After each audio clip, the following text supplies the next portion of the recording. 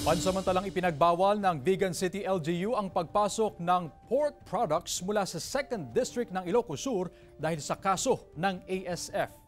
Ang detalye sa report ni Ivy Hernando.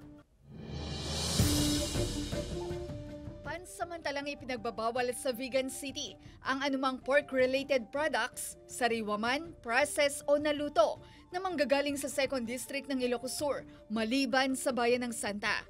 Yan ang nakasaad sa inilabas na executive order bilang pag-iingat sa banta ng African swine fever. Tapos yung mga naman frozen products na mga hotdog, tocino, lahat na nagpapacheck naman sila doon din sa slaughter ng mga produkto nila. Tapos pag wala, pag inanapan namin dito sa palengke, papabalikin namin doon sa slaughter. Amin, dagiti agaputi kwa ma-check up nga nalang dagiti baboy. Kumbaga safe dagiti kwata makwati pagparsyan. Ma-check nga nalaing, mada-certify na nga dagiti baboy tayo okay. Tinitiyak ng otoridad na may veterinary certificate ang lahat ng baboy na pumapasok sa City Slaughterhouse.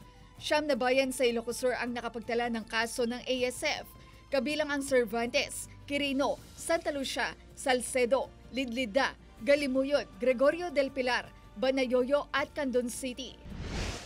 Naglabas din ng executive order ang lokal na pamahalaan ng City of Ilagan na bawal na magpasok ng baboy at iba pang byproducts nito sa syudad. Bumuo rin ng Task Force ASF kung saan naglatag ng checkpoints sa mga border. Mahigpit din ang inspection sa mga palengke, talipapa at iba pang establishmento na nagtitinda ng karneng baboy upang matiyak na walang ibinebenta na mula sa ibang lugar. May executive order na kasi na lumapas. May itong karating ba namin, mga bayan. Pwede ba mag-special? Yung mga Angadanan, Quirino, halos kasi lahat ng mga papalibutan na dito ng mga bayan. Nagkaroon ng mga passport case. Ivy Hernando, 1 North Central Luzon.